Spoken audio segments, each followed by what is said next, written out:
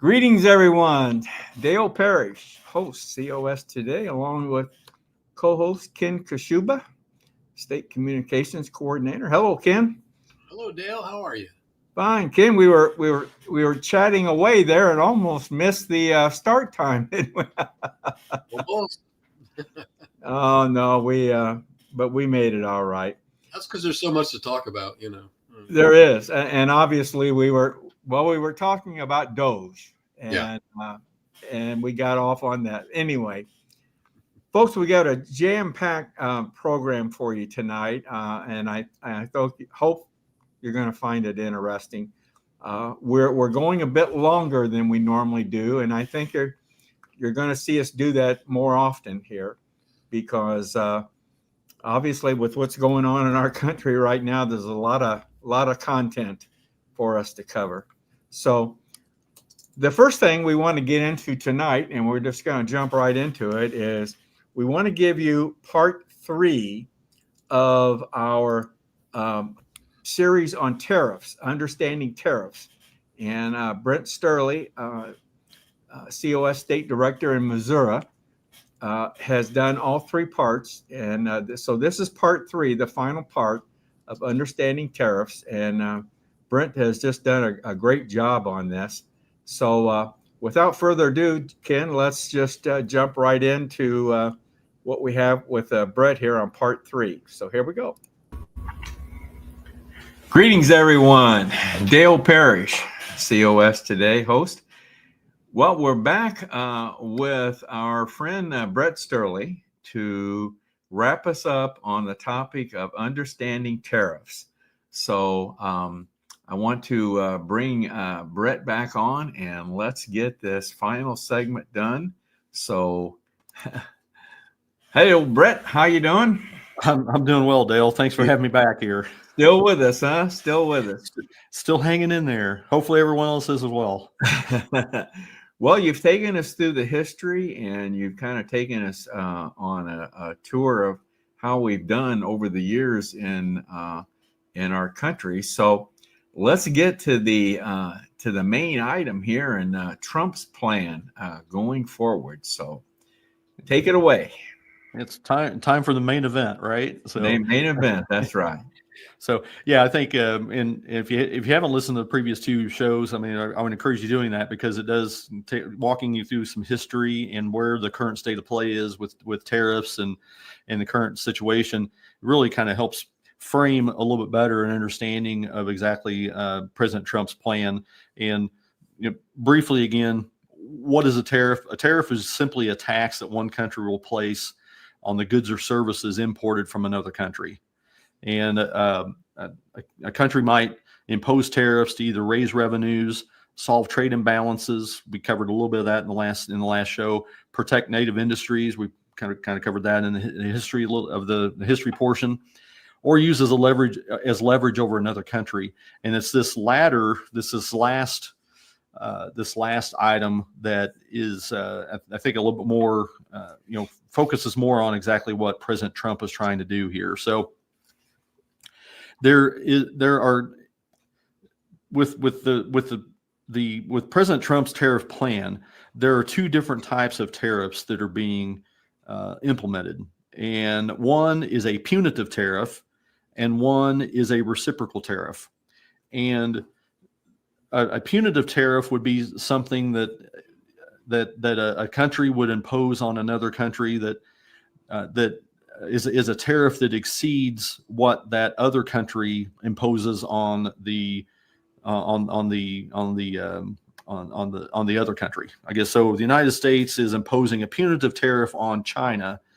So the tariff that we're imposing on China is greater. The percentage is greater than what China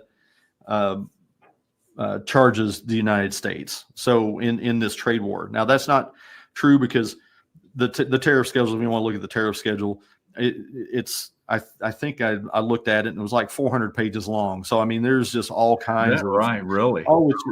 There's tariffs on everything, on everything, on the clothes that we wear, the microphone we use, computers we use.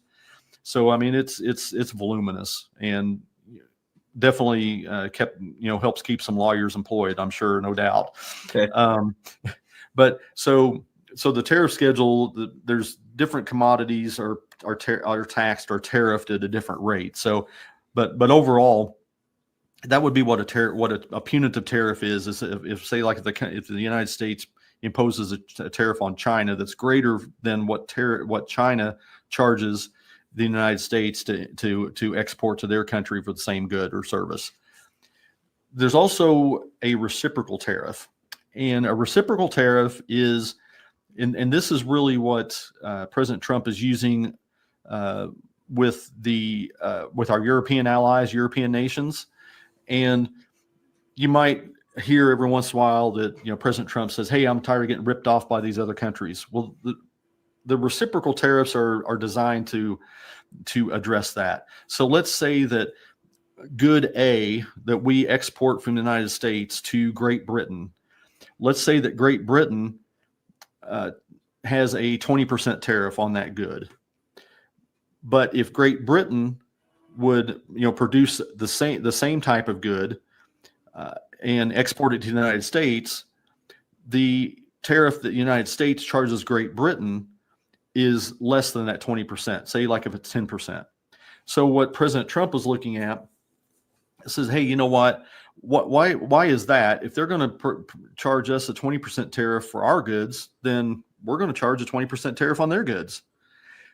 With the intent, and he stated this with the intent, just to make those tariffs, because he said, I just want the tariffs at zero. And when we're trading with our friends, I just want the tariffs at zero. Right. But until that happens, then we're going to charge the same tariff rate that you charge us. Kind of what's good for the goose is good for the gander. So with specifically, if we look at the different tariff strategies, and this is exerting political leverage over, say, Canada and Mexico for specific reasons. Previously there was a North American free trade zone, so there was free trade between the Mexico, the United States, and Canada. And what President Trump has looked at, and he is saying, well, we're going to impose these punitive tariffs against Canada and Mexico because we're going to we want them to focus, and we don't think that they're doing enough to stop the flow of fentanyl into the United States. And fentanyl does kill somewhere north of 100,000 Americans every year. And it's an extremely powerful drug, and a very small amount can kill large populations. I heard something on Ben Shapiro's podcast. He talked about this, and I can't remember exactly how many pounds of fentanyl we have stopped that's come in from Mexico. It's in the thousands of pounds, but in 2024, according to Ben Shapiro, we stopped 42 pounds of fentanyl from coming in from over the Canadian border. So thousands of pounds through Mexico, 42 pounds through Canada. So there is a little bit of a disparity there. And briefly, where this fentanyl comes from, this is also linked to China, and this is part of the tariff regime against China as well, because the component parts are made in China. They are shipped to Mexico, where the various drug cartels, you might have heard the Sinaloa cartel, the various drug cartels there in Mexico will then synthesize those ingredients, make the fentanyl pills, and then drug mule them over the southern border into the United States. Right. So this is all connected there as well. So in order to entice and influence the Canadian government and the Mexican government, which have come come a little bit closer to President Trump's position. The president of Mexico has sent 10,000 Mexican troops to the southern border to patrol their part of the southern border, their side. So in obviously illegal immigration has plummeted by 95%. But President Trump does not think that they're doing enough to combat the drug trade. And so in order to have more secure borders and stop the flow of fentanyl from coming in the United States, President Trump currently is imposing a punitive 25% tariff on all goods imported from Canada and Mexico. So until such time to where he's satisfied with the efforts that they're making against the drug trade. Now, President Trump, his tariff regime is also imposing punitive tariffs against China for different reasons. Obviously, we don't share a border with China, but the reasoning behind that is that President Trump is implementing these tariffs due to China's involvement with the drug trade that we just discussed, also theft of intellectual property, military escalation with threats against Taiwan, expansion in the South China Sea, now threatening the Philippines and New Zealand and Australia. And so as a penalty or as a punishment to try to get them to change their behavior, that's part of the aspect of the tariff regime as well. And then also the devaluation of their currency to where that will make U.S. goods more expensive in China. And so that's also an anti-competitive step that the Chinese government has made over several years as well. And so currently the additional tariff on China is a minimum across the board 20% on all goods and services.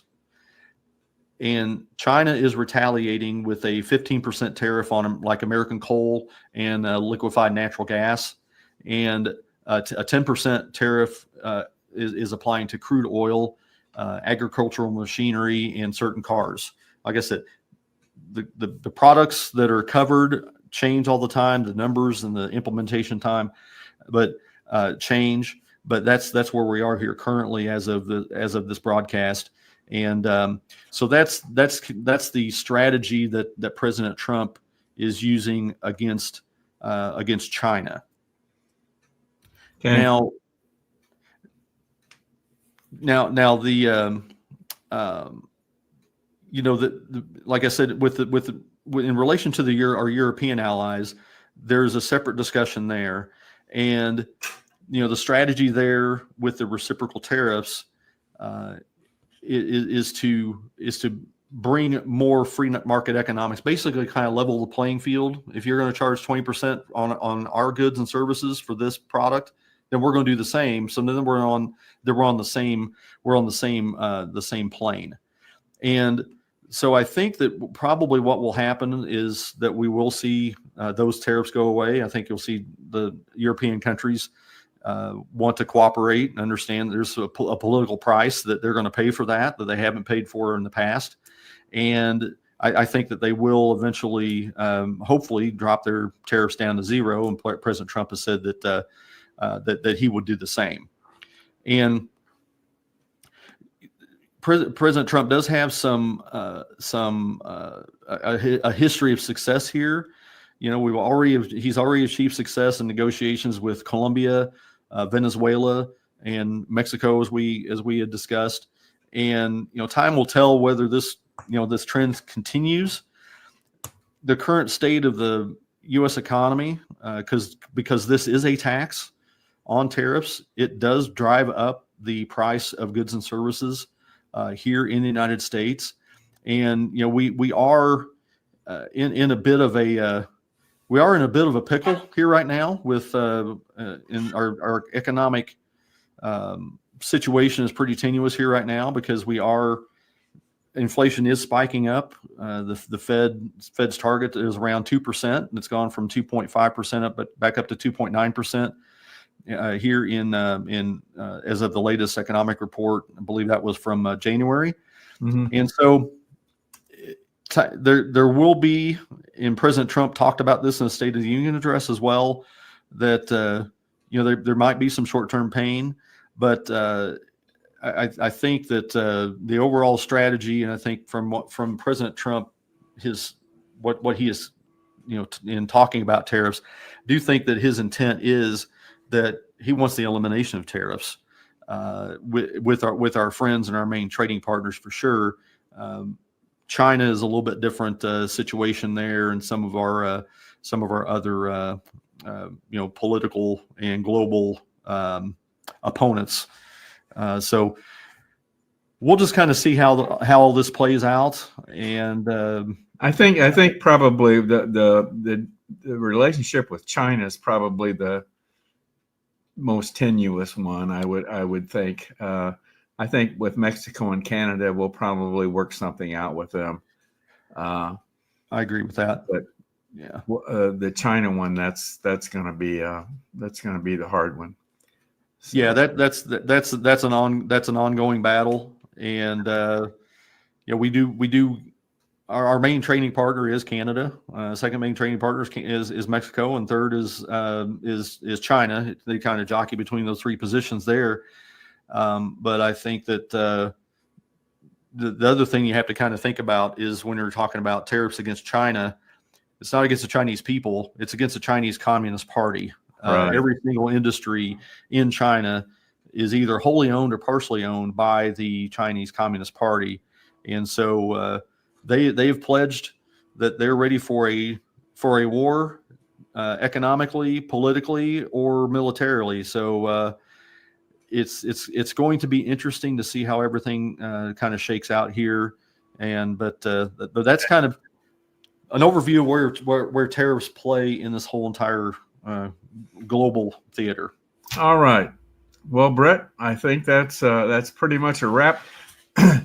like someone said to me a long time ago is, now that I've heard you explain it, I'm still confused, but I'm at a higher level than I was before. So. Well, it is confusing because it does affect. I mean, it's part of it's political. I think part of it with Canada, I think it's a personality conflict between Justin Trudeau and President Trump. There's no love lost there whatsoever. And so I think that's part of it. But I do think that the main crux of this is people talk about President Trump being erratic and unpredictable and all this. I find him incredibly predictable. President Trump acts in ways that he thinks will benefit the United States the most. That's pretty much the common denominator. I think that's what he's doing here. USA first. Yeah. First. And yeah, absolutely. And just hopefully we can get past this and get our economy back on sounder footing. But I mean, it's going to be a little bit of a bumpy ride, I think, the rest of this year. All right. I think that's a wrap, Brett.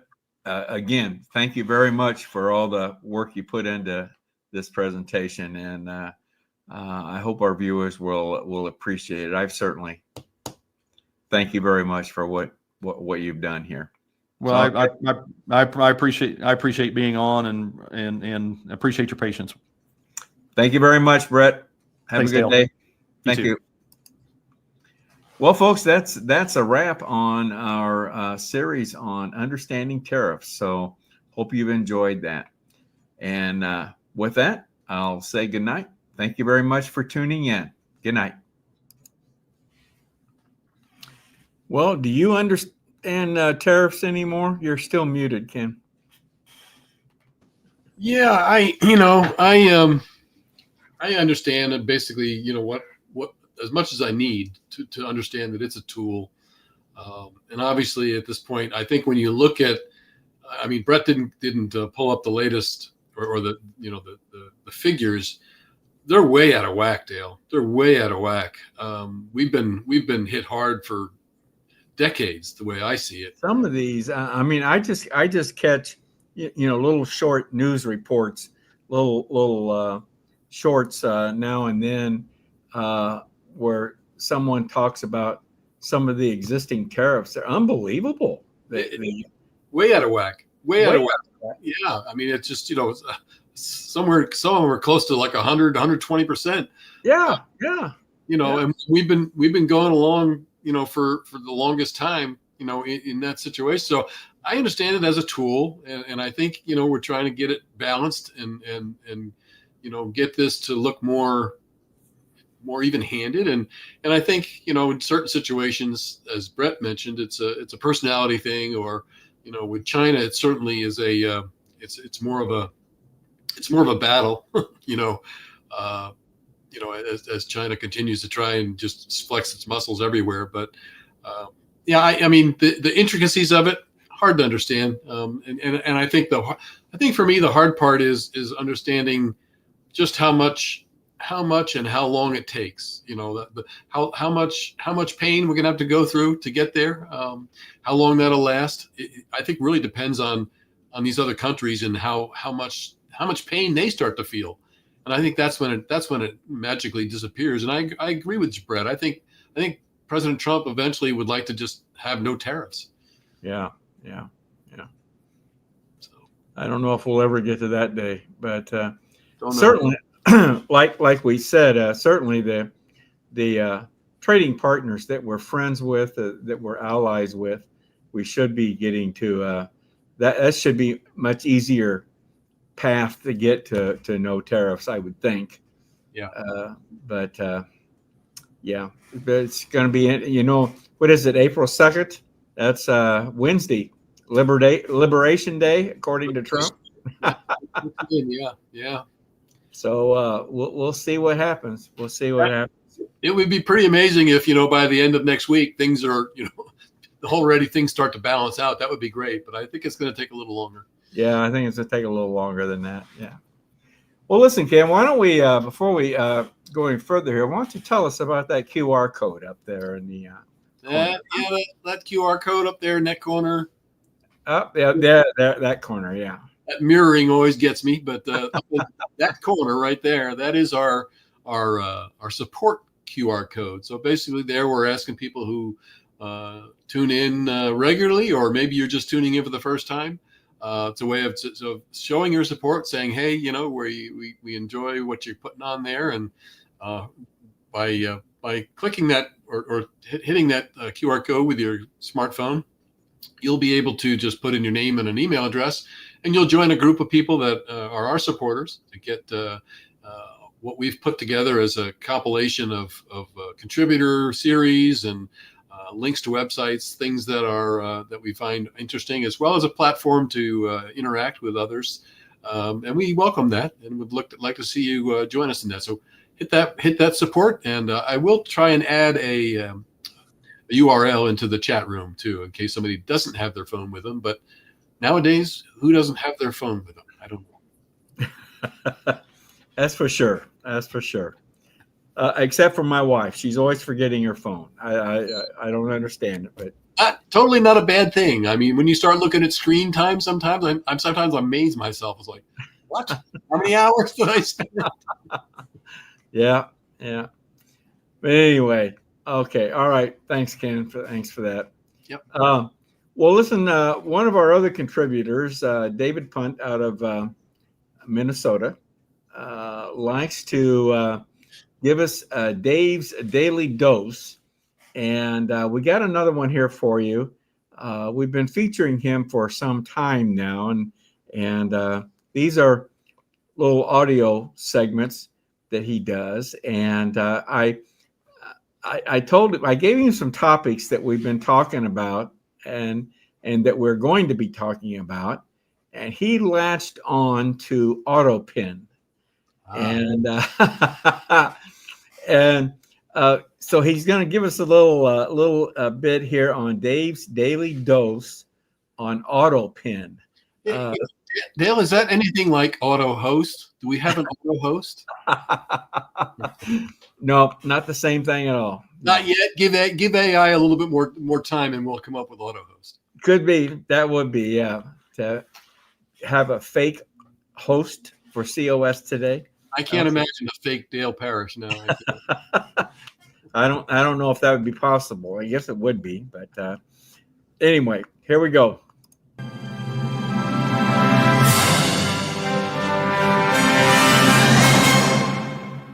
Holy smokies, boys and girls. We are living in a time of conspiratorial riches. All the frustrations of the past 4 years and even the past 15 or so, when questionable Democrat acts are revealing themselves. Even the loony lefty mainstream Democrat media is starting to come around, investigating dastardly deeds from the past to be held to the light of a bright, piercing light of day. This is Dave's Daily Dose on Broken Road Radio. I'm David Allen Punt.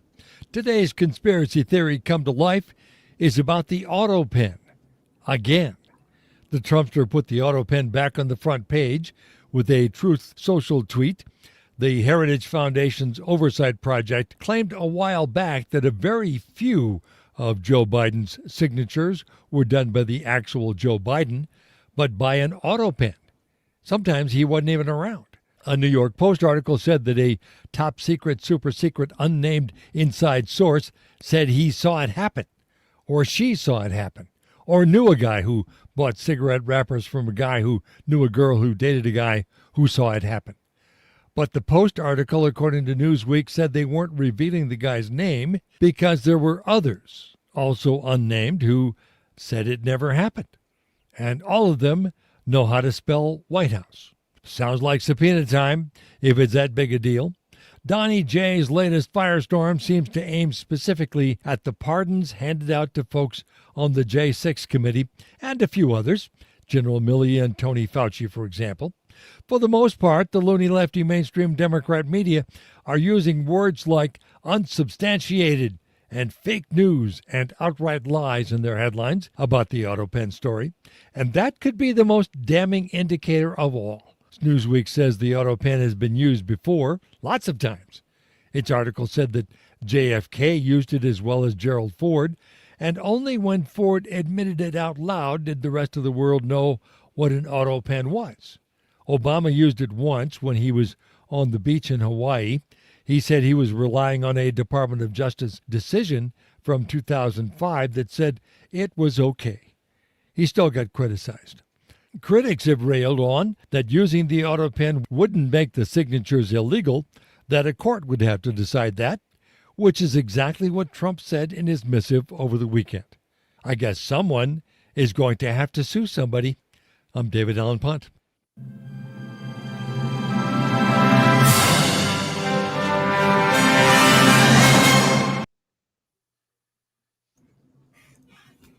I don't know. What do you think about that, Ken? About the auto pen altogether. Yeah. You know, I understand certainly its usage.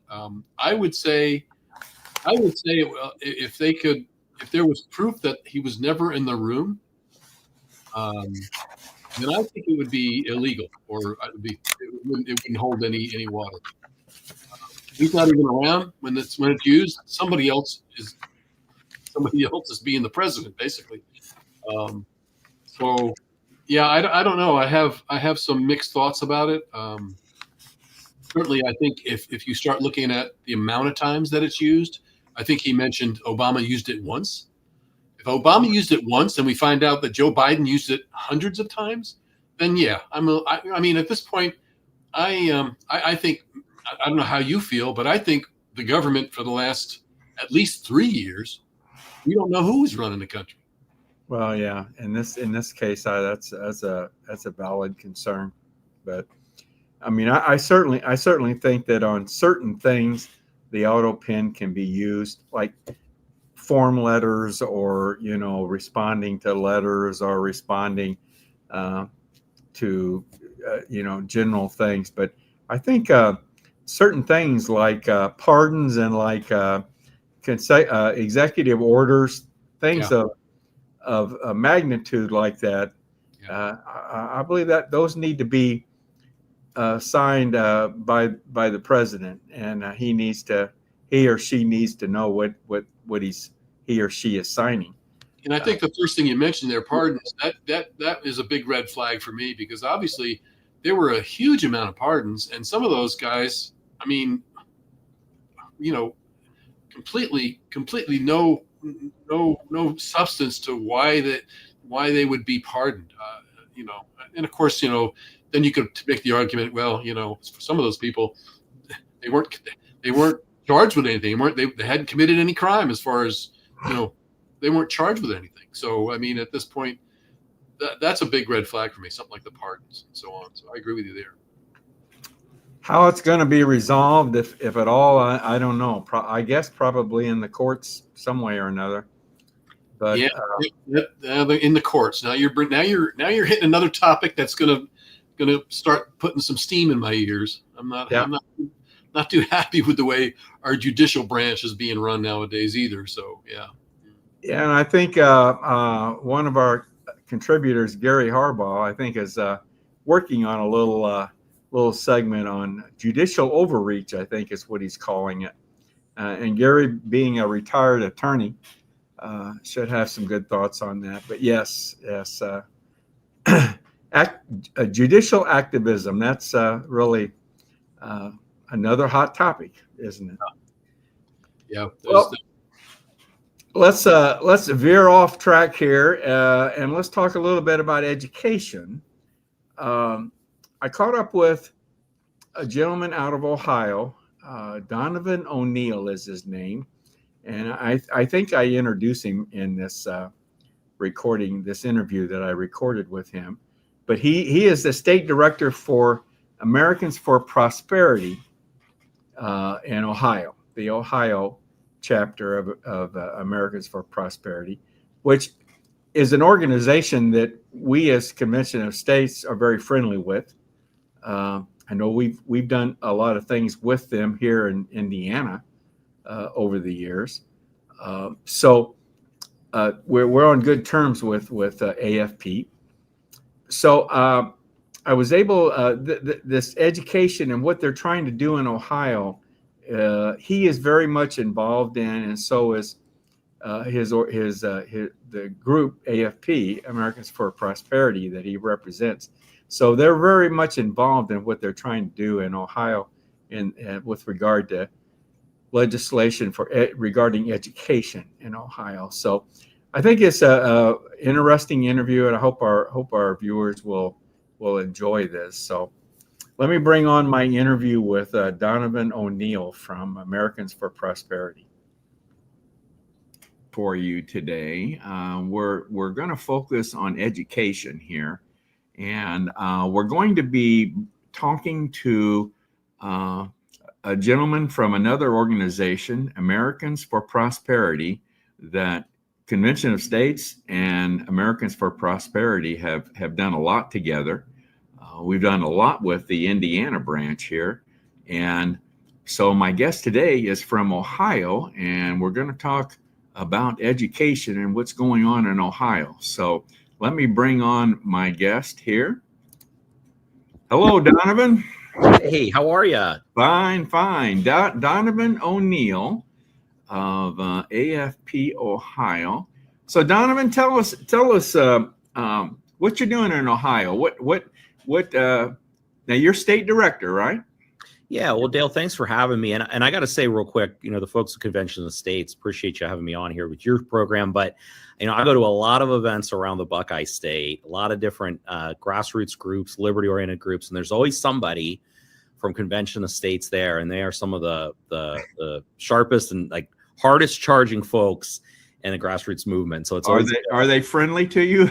always friendly. The okay. I forget the gentleman's name, but I go to a Richland County Republican luncheon every month, and I feel bad I'm going to forget the gentleman's name, but I'll see him there next month. I know I will, and always friendly, always engaging, and good. So. Good.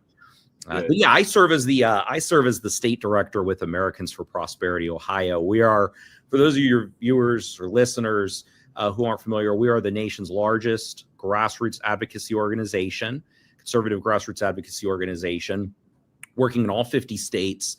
And in 36 of those states, Ohio being among them, one of the larger state chapters, we, as I like to say here in Ohio, we work to put a megaphone to the voices of Ohioans who want to see Ohio move from middle in the Midwest to number one in the nation when it comes to freedom and liberty.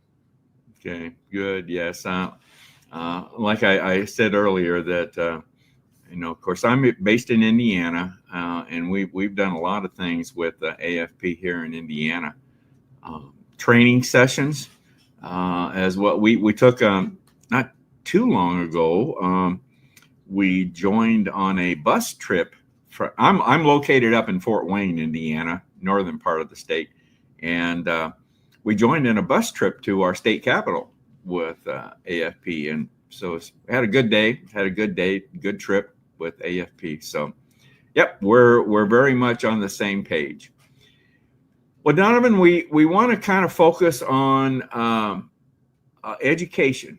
I understand that that's one of the areas that you focus on in Ohio, and we are certainly interested in education and what's happening in our country with education. As a matter of fact, that's one of the Trump plans that we're following, his 10-point plan to fix education. But I hear some good things about what you're doing in Ohio. So you want to fill us in on what you're doing from the AFP standpoint in Ohio on education. Yeah, well, education, we call education opportunity, is a core pillar of our Buckeye Blueprint. That Buckeye Blueprint is our plan for a bolder, better Buckeye State. One of the things that I looked at when I came into this role just a few years ago was, we've had conservative, so-called conservative Republican leadership in the state of Ohio since 2011. And one of the challenges that we were seeing at the time, and me as a parent, my wife and I, we have 3 kids, that I wasn't really thrilled about, was the limitation on education choice, or what felt like a maze. If I wanted to get my kids out of an education environment that wasn't good for them and put them into a school that better aligned with our family's values and our individual children's needs, it felt a little burdensome. And I was like, well, maybe I'm just down on my own state. It's easy to do that.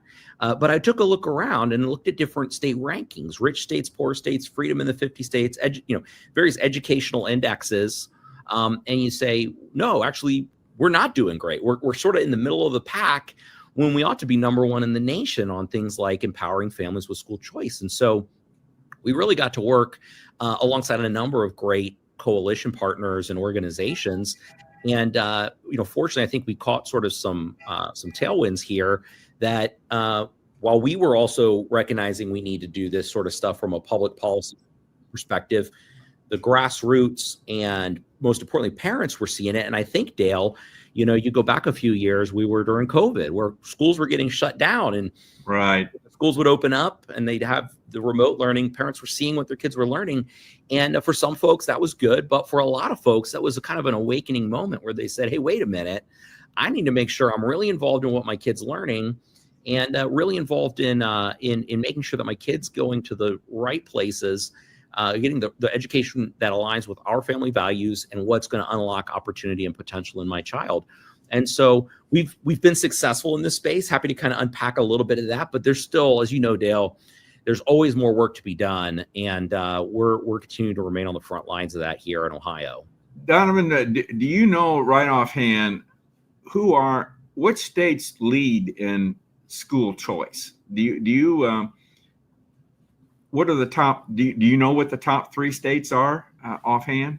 Yeah, there's a few that I point to. And, Ohio, we were a pioneer years ago. We were a pioneer in this space. I think we're reclaiming that role now, but we kind of rest on our laurels for a number of years. But I think the states, I point to Iowa, right, with Governor Kim Reynolds, expanded education opportunity in ESAs. Arizona pioneered it a few years ago, had it undone, and then brought it back with a fury. And then you got Florida, right, the free state of Florida with Governor Ron DeSantis. All right. But I would also point to West Virginia. While we were debating how far we want to go with school choice here in the state of Ohio, you could go 2.5 hours south of where I'm sitting here talking to you today, across the Ohio River into West Virginia, and they had something called the Hope Scholarship, where they were funding students, not systems. And so there are a number of states that are really leading the way in this space.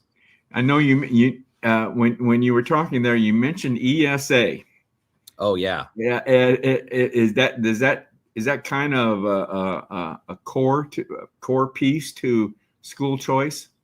Yes. Yeah, so ESA stands for Education Savings Accounts. They take on might have some different names, like in West Virginia, it's known as the Hope Scholarship.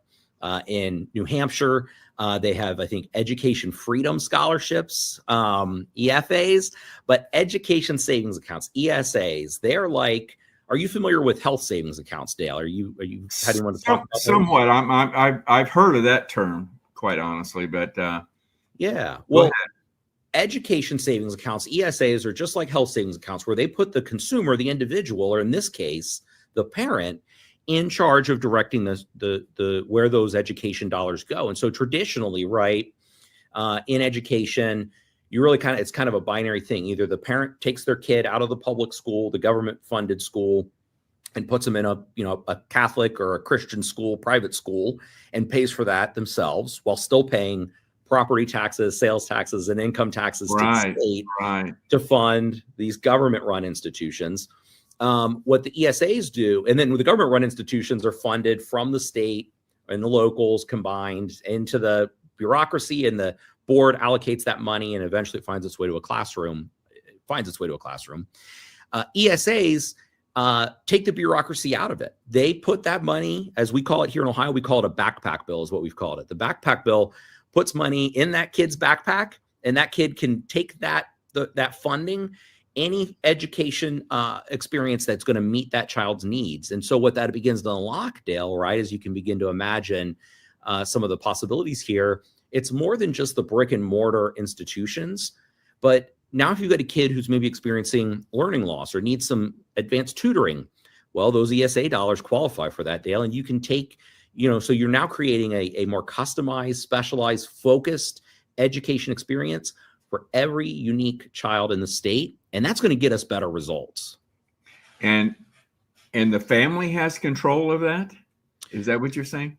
Yep. How those work is it's usually run, where the state still allocates that money into a fund, similar to like a, you'd have like a 527 plan, 529 plan, those like college fund accounts. I think so. Right. Yeah. So the state has the funds, puts the money in there, and then the parent can take those funds to approved education institutions. So public school, private school, online school, homeschool, tutor, trade school. And the parent gets to direct those funds, follow the student. It also adds in an accountability mechanism, right? Because now that you're not bound to a district or a building, but rather the funds follow the student, you're now introducing a accountability mechanism to the marketplace that I think will far outweighs the current accountability mechanisms on traditional government-run school education. Well, I'll tell you that sounds so interesting to me. At least on the surface, it sounds very interesting. Where does how does the school board play into that concept of the? Is that the accountability? Is that where the accountability comes into play? Yeah, well, you still, in all these situations, and sort of how we look at this is, we want to increase the supply of education, right? So we want folks to have a multitude of options: public school, private school, online, homeschool, charter schools. All of it works in the way that we think about education. The accountability is when I talk about accountability, I'm talking about accountability and getting educational results. And you're going to have, if you're a parent, right, and you're looking at your kid's report card, right now, if you don't have school choice, the only thing you can do is go to the school board and be upset with the experience your child's getting. But when you have an education savings account, when you now have the money following the child, if you don't like what's being taught or how things are being taught in any particular school, you can take your kid out of that school and put them in an education environment that's going to meet that child's needs. That to me is the greatest form of accountability, right? Is the parent being able to put their kid in an education that's going to meet that child's needs. Very quickly, if you've got a failing school district or school district that's not meeting students' needs, they're going to have to respond to the marketplace, or they're going to go the way of the dinosaur, right, Dale? And that's a key accountability mechanism that in non-school choice states just doesn't exist. Understand. Well, tell us about you mentioned something in Ohio about a 3-point plan that you support very much, and I like the general concept, but tell us about this 3-point plan. Yeah, well, when we're out there talking about education, we try to boil it down to 3 core principles. We I like operating in principles, right? Because they're timeless. They're grounded in some reality and history, and they allow us to kind of run any sort of policy that may come our way or legislative ideas that may come our way through the prism of these principles to then figure out the decision we're going to make of supporting or opposing or advocating for legislation. And so here in Ohio, as we continue to beat the drum and fight for education opportunity alongside our parents and activist supporters out there across the state, there's 3 areas we focus on. I'll give them to you a high level, and then you tell me where you want to dive in. Okay. But there's 3 principles. One is we want legislation that's going to fund families. 2, we need to make sure that we're maximizing the flexibility for families when it comes to education. And then 3, we want policies that are going to expand the supply of education and educational resources here in the state. And so fund families, maximize flexibility, and expand supply. Those are the things we're advocating for here in Ohio when it comes to education opportunity. Okay. Expand a bit on flexibility, if you would. Is that flexibility and choice, or go ahead? Well, the beauty of a principle, right, Dale, is you can kind of work a couple of different things through there. And so, one of the areas that we see, and I hear, and I've got family members who are teachers, and you may as well, one of the things I increasingly hear from teachers, especially in a traditional public school environment, is they are so bound by the rules and regulations and mandates that come from the federal government and the state government and their local government, their local board, that you might have a teacher who in the first 5 years is still bright-eyed, bushy-tailed, and excited about, still has that spark for that they want to go and ignite the brilliance in a child. But before too long, between the teachers unions and the bureaucracy and the mandates, they are ground down to a shell of what they used to be. It's not the case for everybody, but for a lot of teachers. And so we want to, if we're talking about maximizing flexibility, we need to remove some of those barriers and limitations that inhibit the ability for a teacher to do what they do best, which is teach, right?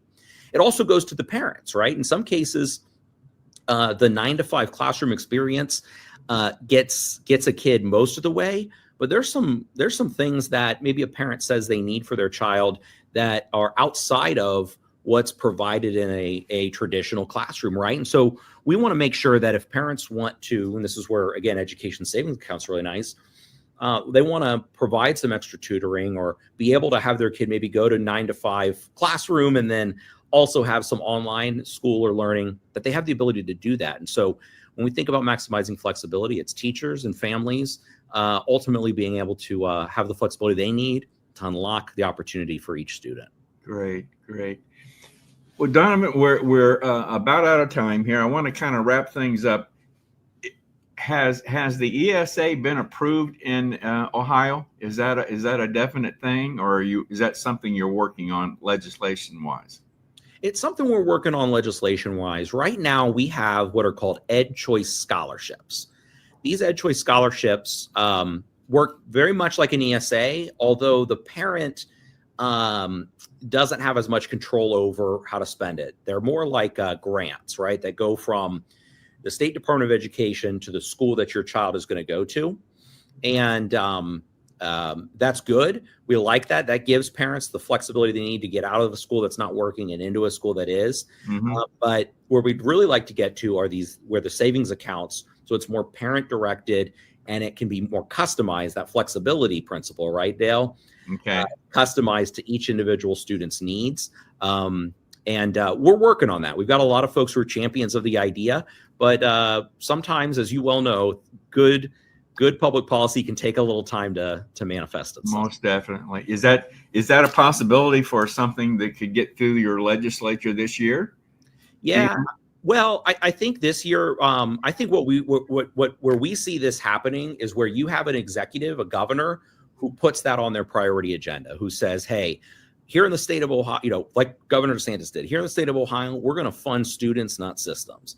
Lo and behold, they get it done, right? I think in Indiana, you've got a governor who's driving in a very similar message in a very similar vein. Mm-hmm. I think we've got a good group in the legislature who would be open to that, but there's a lot of competing priorities. And so we really need over the next few years to identify and get a governor who's going to say, this is a priority. We need to do this because the executive has a lot of influence. It's that bully pulpit, right?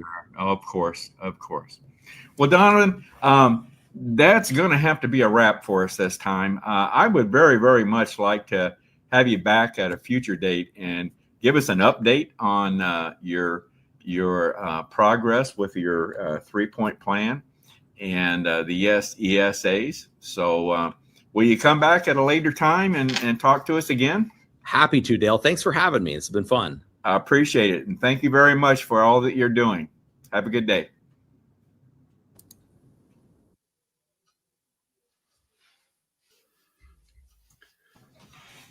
Interesting conversation, Dale. That was a very interesting interview. It was. I'm really interested in these ESAs, and do we have that kind of thing in Indiana? I'm embarrassed. I don't really know. No, we don't have ESAs at the moment. I know it's been, it's a discussion that's been had in some circles, but as far as I know right now, there's no ESAs in Indiana as far as that goes. I'm sure there's some drawbacks to this. It beats the alternative, when we start looking at, I think a couple of things that he said, the word customization, to me, that is so down to earth, Dale. When you look at what we're struggling under the federal education system, to have customization, as he mentioned, you might have somebody who's got, has some mental challenges or maybe some physical challenges or whatever. And the parent can actually, customize the education that child needs. Yeah. It doesn't happen in the way we're doing it now. The focus as far as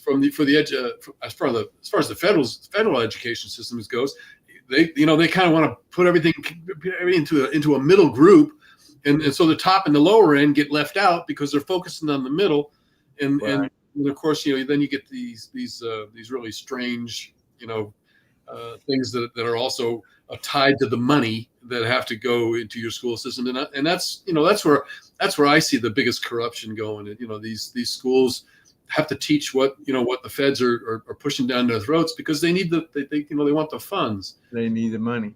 Yeah, so but that's never made any sense to me. Why you would send your tax dollars to the federal government to have the federal government send it back to you?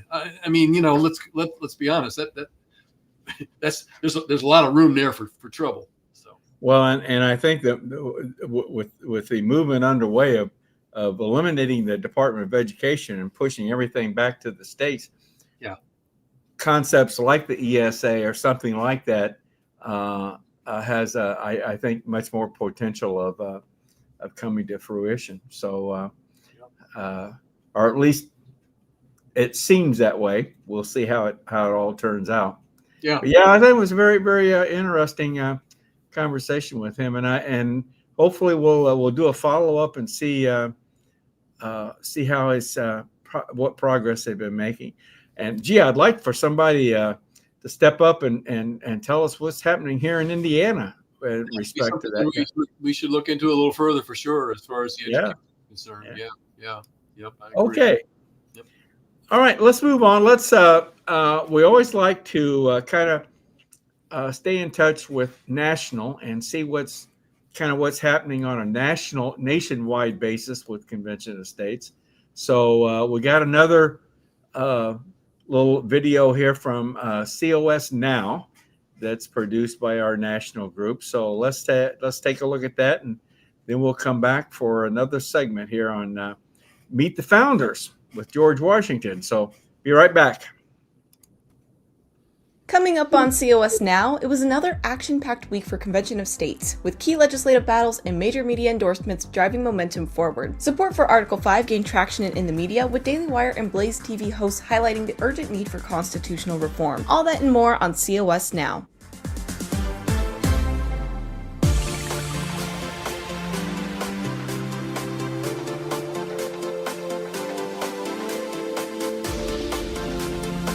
What do we want? When do we want it? Happy Monday, everybody. I'm your host, Rachel Martin, and this is COS Now, the show where we break down all the latest news in the Convention of States movement. Be sure to like this video, subscribe to the channel, and ring that notification bell so that you never miss any upcoming content that we have for you guys. With that, let's get into today's stories. Last Monday, the Kansas House Committee on Federal and State Affairs held a public hearing on COS Action's Article 5 application. Here's longtime COS volunteer Bob Strader testifying in favor. While at a fuel stop, there were some men hanging around complaining about the government, and one of them said something like, "How much longer do you think people will put up with this before we have another civil war?" The only time in recorded history that a war of this type has ever reduced the size of government was our American Revolution. War is not the answer. I Googled Article 5 Convention and found Convention of States Project, and I wondered why we haven't already done this. The U.S. Constitution, and especially Article 5, make it clear that the states are to be in charge. The committee advanced the resolution on a voice vote to the full House for debate. If passed by that body, Kansas would become the 20th state to join the movement. On Thursday evening, the Hawaii Senate held a public hearing of its own, with several local supporters showing up at the Capitol in support. A convention of states can allow us to propose amendments to tackle term limits, fiscal responsibility, and federal overreach. We need your support to take action so Hawaii can lead the way in holding the federal government accountable. Please vote yes on SCR 140 and SR 158. Despite COS volunteers outnumbering and outclassing the opponents, who said some truly ludicrous things about the movement, the committee voted to defer the resolution. You can watch that full hearing at conventionofstates.com/COS Live. Convention of States earned free coverage on the airwaves thanks to our friends at the Daily Wire and Blaze TV. COS endorser Steve Deace interviewed Rick Santorum to get his thoughts on why an Article 5 convention is desperately needed to fix our long-term federal problems. And so the fact that we're sitting here right now with a judicial coup underway to try to essentially take all of the momentum away from this administration, nullify this last election, I think that's even more of an argument for why we need to have more and more vehicles in place, Rick, that restore power back directly to the people like a convention of states does. 100% agree with you, Stephen. What we need is the states to respond in supporting Trump by doing this convention to get some of that power back to the people and back to the states, which is what Trump is trying to do. On Wednesday's show, Ben Shapiro, who is also an official endorser of Convention of States, had this to say. Chris says, "Hey Ben, as a person that lives in a conservative state that has established and follows laws that require a balanced budget and places caps on budget increases, it's maddening to watch the federal deficit continue to balloon. Other than a convention of states, what other legal pathways could the states pursue to rein in irresponsible spending by the federal government or punish it for not doing so?" The states don't have a lot of recourse here. They really don't. I mean, they used to. It used to be that senators were selected by state legislatures. That was a better system. I mean, you could call a convention of states and pursue a constitutional amendment. It's something that I've called for in the past. And that brings us to the final 5 highlights. Texas Representative Cody Vasut joined our friends at TPPF to brief viewers on the legislation he's sponsoring that would help Texas at the forefront of the Article 5 movement. I have a lot of constituents that, of course, want to rein in the federal government. I mean, if we look at the polling data on this, there's broad support, both Republicans, Democrats, and Independents, for everything that's in this application. So this is not a partisan issue. So my folks back home want to rein in the federal government. They want congressional term limits. They want to have a balanced budget amendment to the Constitution. Those two things are never going to happen. Congress is never going to term limit themselves. Congress is never going to adopt a balanced budget amendment, but the states can. And so my folks support it back home. This week, Capitol events will be held in Pennsylvania, Rhode Island, and North Carolina. To learn more about our events, check out conventionofstates.com/act to contact your local COS team. COS at Home announced that next month's special guest will be Tim Barton, president of Wall Builders. You can catch that exclusive interview at conventionofstates.com/at-home. COS volunteers continue to earn local media coverage, including in Vermont and Hawaii.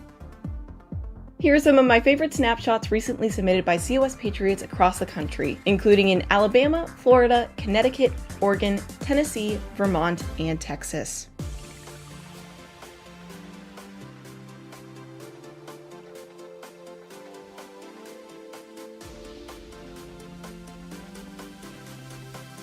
And that's all for this week's recap. Be sure to share this video with other COS Patriots and leave your thoughts in the comments down below. I'll see you same time next week here on COS Now.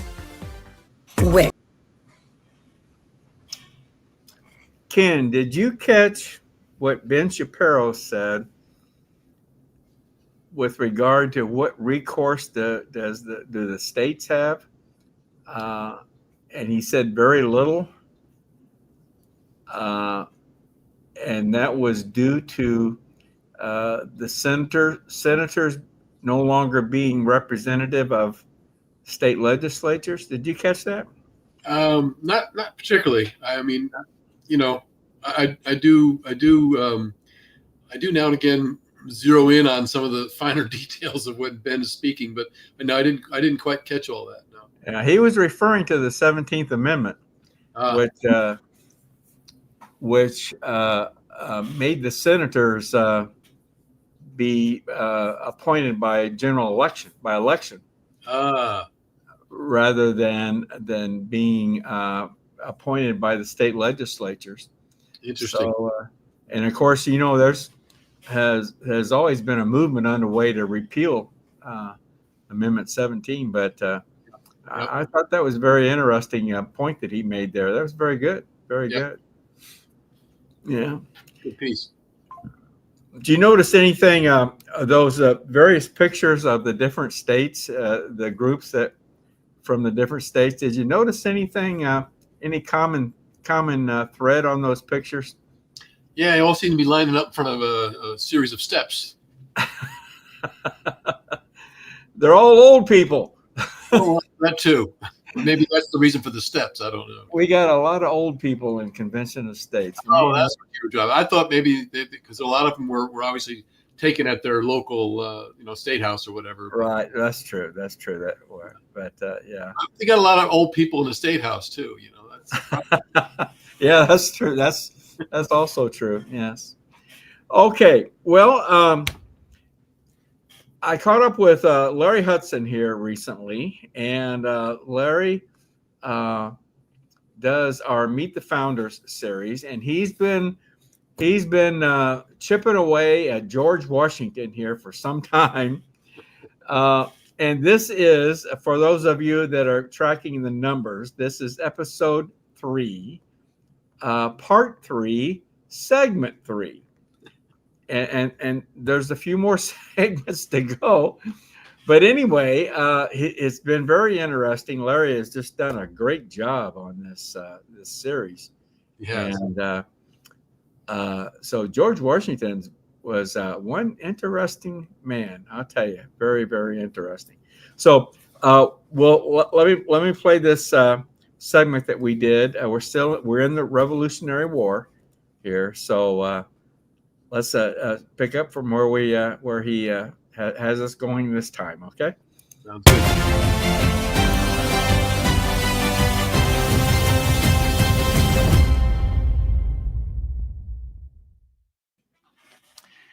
Greetings, everyone. Dale Parrish, host COS today. Well, we're here for another segment on George Washington as part of our Meet the Founders series with Larry Hudson. And for those of you keeping track by the numbers, we're still on episode 3.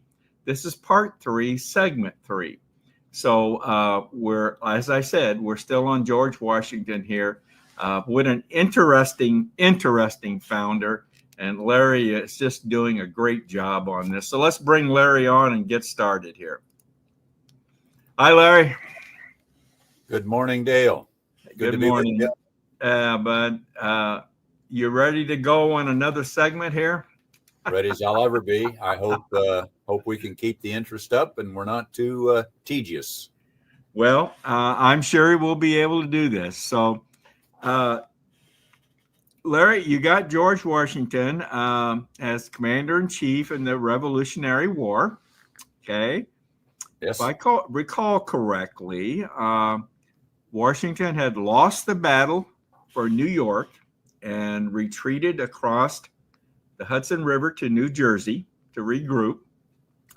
And so let's take it from there, and let's get going on it then.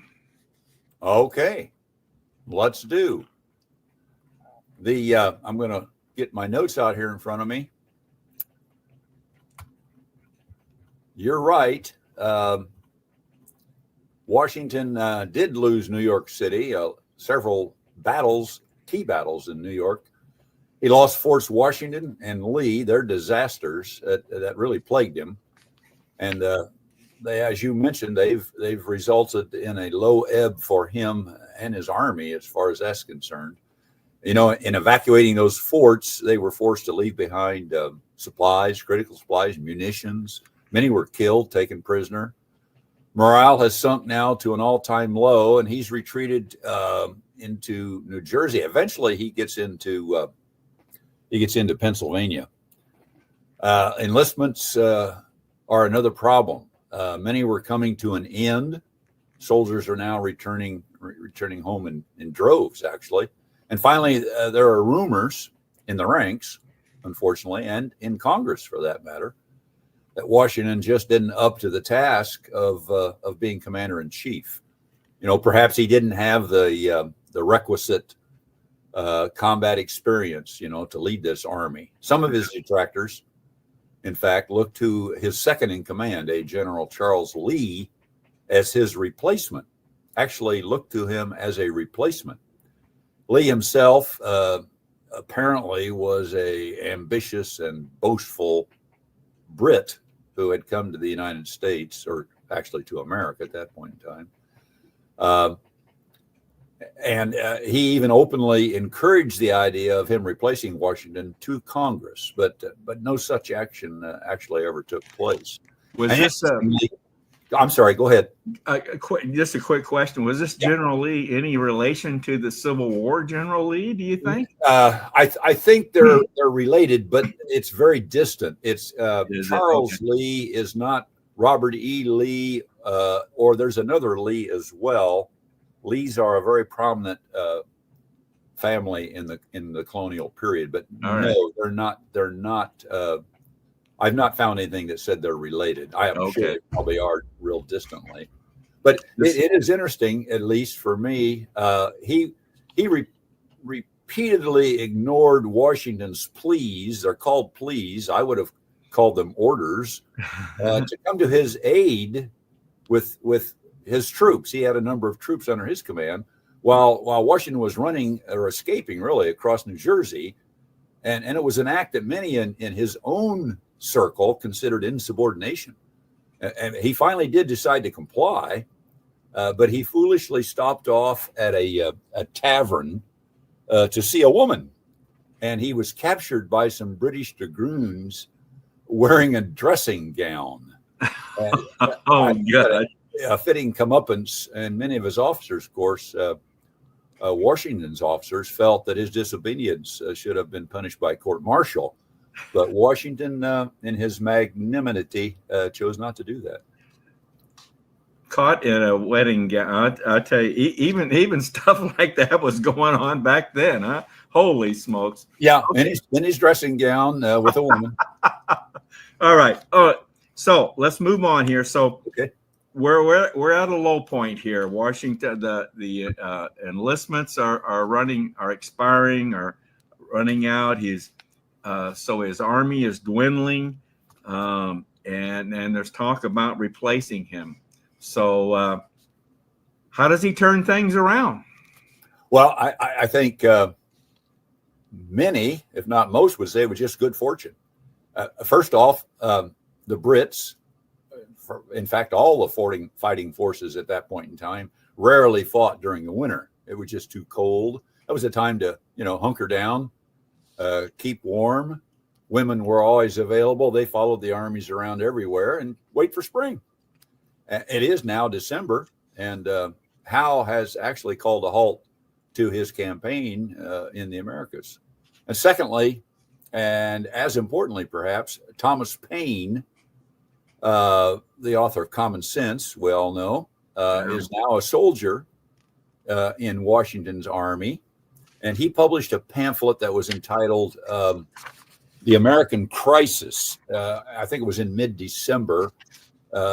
In it were these stirring words that I'm sure you've heard or read before.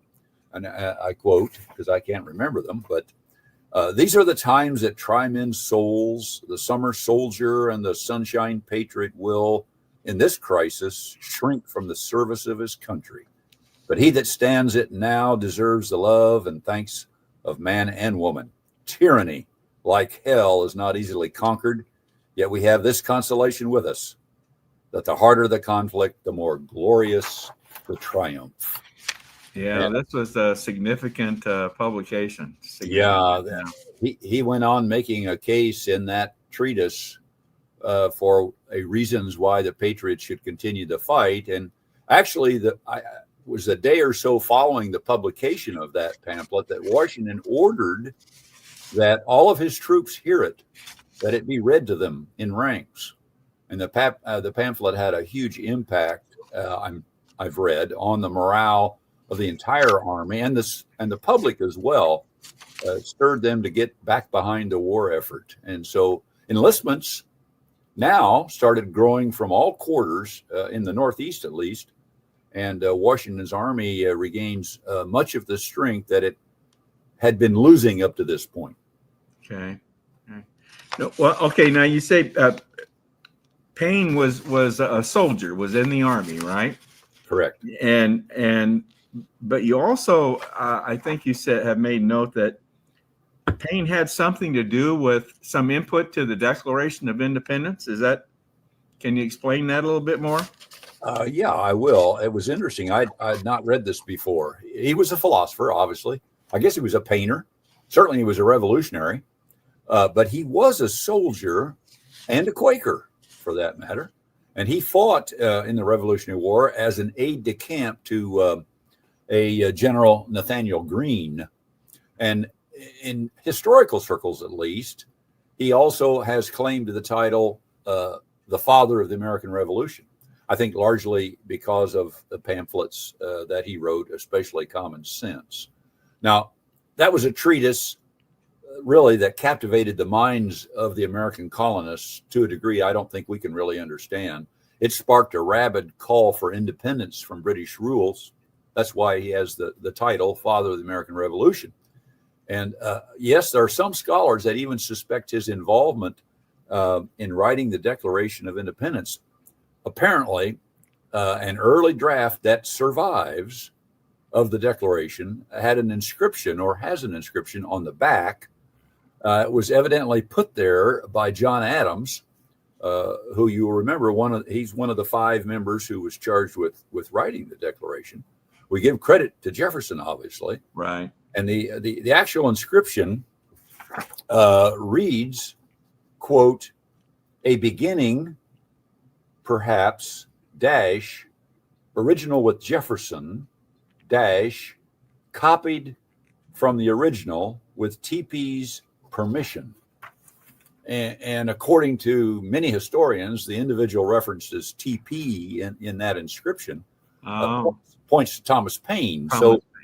Yeah, naturally, the thought remains that Paine had a role in either assisting Jefferson with ideas or perhaps contributed to the text of the original draft itself. That's all right. Well, let's get back to Washington now. He's now on the western side of the Delaware River, right, with General Howe, if I recall right, in hot pursuit, right? Well, you've got Howe right, and he is back on the western side of the Delaware. Okay. He's been chased out of New York, as we said. He's in across New Jersey, and he's now in Pennsylvania, actually. Reinforcements, as I alluded to earlier, have joined up, and his forces have actually grown to about 5,600 troops that are fit for duty. But he's also learned that Howe has decided to stop his pursuit and dig in for the winter around Trenton, New Jersey. Howe has established, I guess, what we would call a line of outposts along the eastern side of the Delaware, which includes Trenton, and he's settled in, going to fight come spring. Now, these outposts have been placed in the hands of Hessians and some Scots troops that are fighting for the British, and he's confident, Howe is, that 3,000 or so of these soldiers can manage any skirmishes that might break out over the winter months. And nothing will be of any significance. Okay. Now, okay, you mentioned the Delaware River, and we've all seen the portrait of Washington crossing the Delaware, right? Is that where we're headed here at this point? Yes, it is. At this point, Washington is desperate for a victory. Enlistments are up. He needs a victory on the battlefield, and he's evidently learned. Washington had spies. He's one of the first American, if you will, commanding generals to use a spy network. And he had learned that Trenton was held by a relatively small contingent of Hessians, and so he and his staff put together a plan to attack the city, the outpost that was in the city. And so, in order to pull this off, of course, he needs to get his troops across the river undetected. And this is going to, his force is going to include horses, cannon, wagons, about 5,400 soldiers. So it was on the evening of Christmas Day, 1776, that they crossed the Delaware, the ice-choked river. They actually crossed it at 3 locations. The weather was a mix of, I think, rain, sleet, snow, windy. Washington had command of 2,400 of those 5,400 soldiers, and they successfully crossed the river, reaching the Jersey side just north of Trenton before dawn. It could take them about 9 hours, but it came off without a major mishap. The other 2 divisions, however, the other 3,000 or so men and some crucial artillery, they failed to make their crossings south of Trenton due to the amount of ice that had jammed up on the evidently on the opposite shore. So both elements turned back after making several attempts. So Washington was left with just his 2,400 troops. On the morning then of the next day, December 26th, he reached the outskirts of Trenton, and he crept up on what were, at this point, unsuspecting Hessians. There were about 1,500 Hessians that were told. They were posted in alert, but they just were not suspecting an attack. Washington had suffered numerous defeats in New York, so Howe didn't think they posed much of a threat. And their commander, Colonel Rawl, was on guard, but their guard was down somewhat, I guess you could say. They'd been partying the night before. It was Christmas Eve. So Washington's forces quickly overwhelmed the unsuspecting Germans, and within a short period of time, they surrounded the town. Several hundred Hessians, I think, did escape, but nearly 100 are killed. I think they took 1,000 were captured, and the Americans, interestingly, lost only 3 killed and 6 wounded in that entire conflict. Wow. Rawl himself, along with 20 of his officers, died in the battle. So it was a good victory. Quite a victory for Washington. I can't imagine 2,400 troops taking 9 hours to move across this river, get there by dawn, and then execute an attack. I don't know how that's.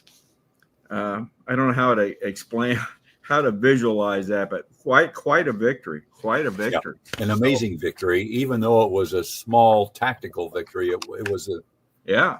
Well, we'll see what it did with the troops and with the Americans. So what's next? Where do we go next now? Well, half of his force, remember, now is on the other side of the river. They couldn't make the crossing. Right. So he feels at this point necessary to withdraw to safety, get back on the other side of the river, and regroup. The victory wasn't particularly significant in his point from a strategic point of view, but the news of his victory really raised the spirits throughout the colonies. I mean, it spread like wildfire that he had defeated Howe. It was really the Hessians, but he had defeated Howe at Trenton and taken 1,000 prisoners. But he quickly learned that when Howe found out about this, he sent Cornwallis, who was up in Princeton at the time, he sent him, ordered him to retake Trenton. And so Washington had to quickly shift his focus on confronting him back in Trenton. So now Washington's going to cross the Delaware again, right? Yeah. How many times has he done this? Isn't the river frozen over? And did they walk across, or how did they do this? Well, he actually crosses the Delaware 3 times, Dale. Wow. First, of course, was the Battle of Trenton, which we just covered. Remember, as I said, there were 2 unsuccessful attempts. The river was jammed with ice at those crossing points. And so he executes a second crossing back across the river, which in many ways was more difficult than the first. The first came off with no major hiccups. This crossing was again by boat, but a sizable number of troops got into some captured rum, went overboard, had to be fished out of the water. They were also transporting captured Hessian soldiers, 1,000, under guard, which made the crossing even all that more difficult. And then the third crossing, which is going to occur here shortly, now that he's rejoined his troops on the other side, he's learned that Cornwallis is coming from Princeton to retake Trenton, so he's got to go back across the river. Now, I think a week has transpired, so we're at the end of December after that first crossing. And so this time he chooses, they choose 8 crossing points. Some of the crossing points, they did cross on foot on ice, which would suggest the river was frozen solid at that place anyway. But at the other crossings, the conditions were so bad, and I've not read exactly how they were that bad. Ice, I assume, floating ice probably, but they had to be abandoned for several days. In fact, it wasn't until New Year's Eve, I think I read, before the Army was back in New Jersey, this time on the south bank of a creek, Assunpink Creek, which was just a mile or so southeast of Trenton, ready to meet Cornwallis. Okay. Well, Larry, we're out of time. Our time limit is up here. So I guess maybe this is as good a place as any to pick it up on the next segment. So this is the final crossing, right? That we're talking about here. Yeah. Well, he's back to meet Cornwallis. Actually, he skirts him, as we'll find out, and makes his way to Princeton and has a victory there, which really is many would say the turning point in the war. I know there are a lot of other major battles that are yet to be fought, but he's nearing the end of his tenure as the commander in chief. As participating personally in battles. We've got Princeton, Monmouth Courthouse, and of course Yorktown, Brandywine Creek, I guess, first and foremost, and then we'll be finished with Washington as okay. Well, let's pick it up there on our next segment. Okay, Larry?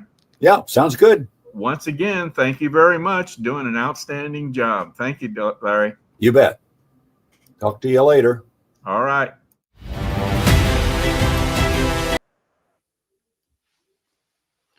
Well, the devil's in the details there, Dale. Some interesting facts and details about George Washington. Isn't that's really interesting? I love doing these segments with Larry. I learned so much that I never knew historically about.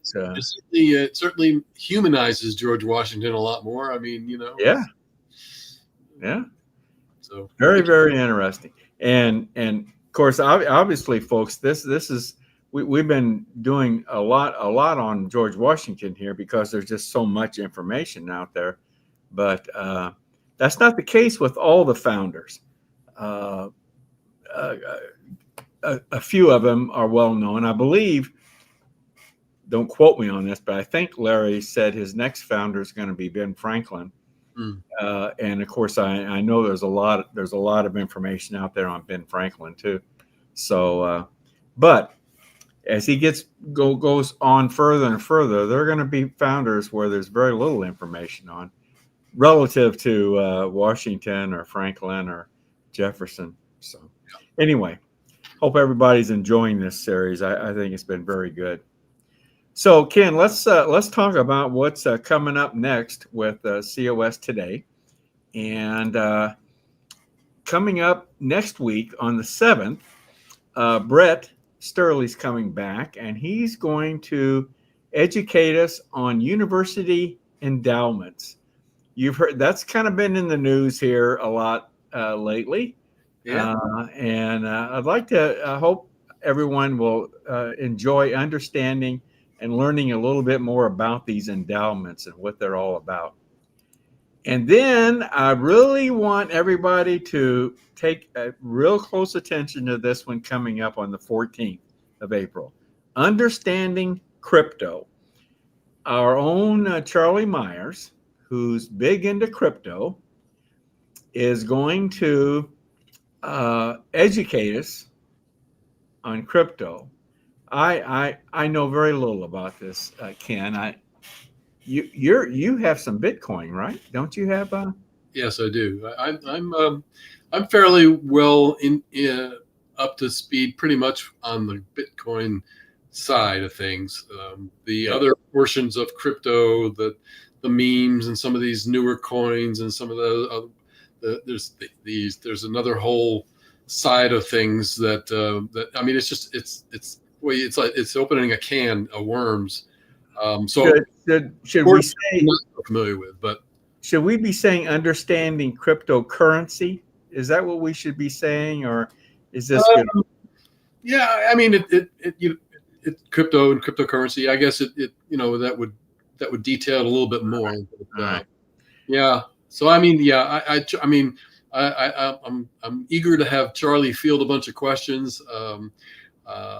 Like as I said, I pretty much have some experience at this point. At least I've dealt with a miner, a person who mines crypto, and that's another whole world. It's so daunting at times. Just what I learned to them, but yeah. If you're gonna view that live stream on the 14th, you'll be able to submit questions to Charlie through the chat feature. But I'm also asking everyone that if you have questions, if you're not going to be able to join us, send us your questions, email us your questions to raiseyourvoicecos@gmail.com. That's our email address. Even if you have comments or questions about any broadcast, please use that email address too to communicate those. But I'm specifically asking viewers, if you have questions about crypto and you're not going to be able to join us on the 14th, send us your questions to our email address, and we'll pose those to Charlie that evening. It's raiseyourvoicecos@gmail.com. And right now, Ken, I'm planning on devoting pretty much the whole program to Charlie. Well, I was just going to say, Dale, understanding crypto, I think if I can put it into perspective, I think it's going to be kind of like George Washington. Maybe we may have to do it in segments, huh? Yeah, we may scratch the surface on it, but yeah, it can be quite complicated, but that's okay. That's okay. Quite deep, but yeah, I think Charlie will do a great job. I'm looking forward to it, and as I said, I think it'll probably. I don't think we'll completely understand it, almost like you don't completely understand tariffs at this point. So I think, we're kind of at this point where it's still confused, but we'll be at a higher level than we will. Exactly. Okay. All right. Okay. Maybe you're right. All right. Now, coming up on the 21st of April, another one of our contributors, Tim Heidenreich, is going to talk to us about our military now at the southern border. And I think Ken's retired military, I believe, isn't he? Retired Tim? Tim Heidenreich. I think Tim was spent time in the military, I believe. Yeah. Yeah. So this is something of interest to him. So he wanted to come on and talk about our military now being stationed at the southern border. So that ought to be very, very interesting too. And then, of course, on the 28th of April, we got the roundtable. Haven't selected a topic yet. John Ackerman, our host, he'll be deciding what the topic is going to be probably in about a week or so.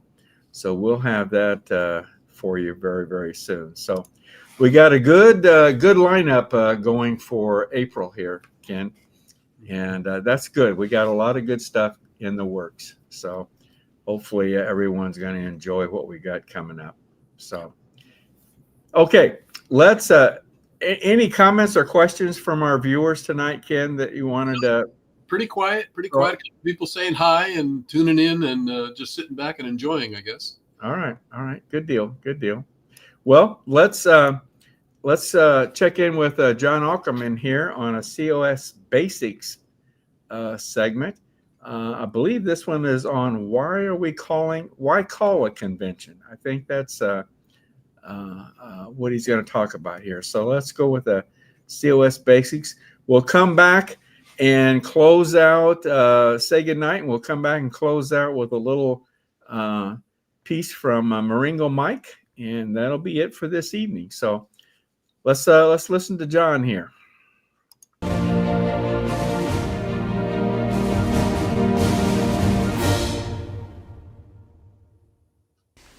John Ackerman for Convention of States, Indiana. In this ongoing series of COS Basics, today I want to answer the very basic question, why call an Article 5 convention? Why even do this? Well, the simple answer is we need to bring power back to the people and to the states where it belongs. As you know, the first clause of Article 5 says that Congress, whenever it deems it necessary, will propose amendments upon the vote of 2/3 of both houses, and they'll propose amendments to the several states. Well, do you think, in your right mind, do you think that Congress will ever propose amendments to do these three things? Limit the power and jurisdiction of the federal government, impose fiscal restraints. If Congress wanted to restrain itself fiscally, it already would. And third, place term limits on federal officials, including themselves. Do you think in your wildest dreams that Congress would ever do any one of these three things? And right now, simply because Congress has abdicated its authority to write the laws, its authority to legislate, the situation we have is that unelected bureaucrats in Washington, D.C. are allowed to make sweeping decisions that impact millions of Americans, including you and me. And as far as anybody can tell, the only way to stop this is to have an Article 5 convention to limit the scope and reach of federal government and to impose fiscal restraints and to set term limits for federal officials. So this whole thing all boils down to one simple question. Who do you think should decide what's best for you and your family? You or the feds? Well, here in Convention of States, we'd vote for the American people every time. And that is why we need to call an Article 5 convention.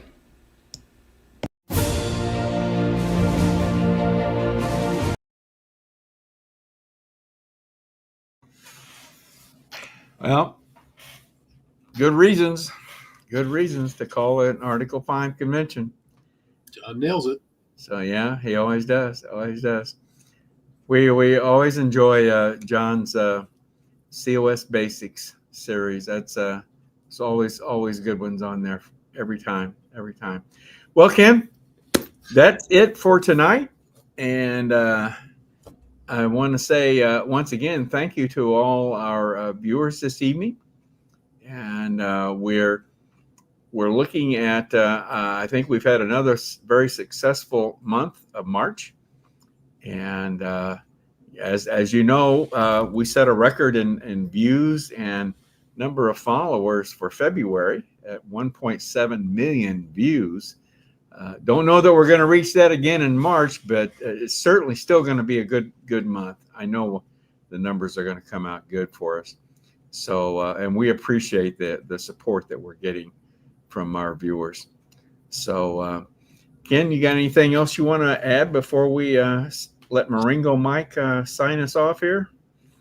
No, I think at this point we've covered a lot tonight, but yeah, I'm looking forward to things coming up. And as John Ackerman tells us often, you know, I'm eagerly awaiting the next popcorn event to kind of decide, you know, where we're going. There's still quite a bit. I think that's bubbling up, and I know that we got a few people that are looking to do some soapboxing out there. So yeah, good things ahead. Yep. Yeah. All right. Good night, everybody. Thank you for tuning in. Good night. Marengo Mike here with a reminder that our work to raise the bar on making our federal government accountable to the people is only halfway done. We need to grow our grassroots army of citizens every day to fulfill the vision of our forefathers and keep our land free and prosperous. So, if you have never signed the petition to show your support, use that QR code and do that now. While you're there, why not kick it up a notch and volunteer for many of the positions available where your talents can make a difference as we march into a new year. Thank you, and God bless.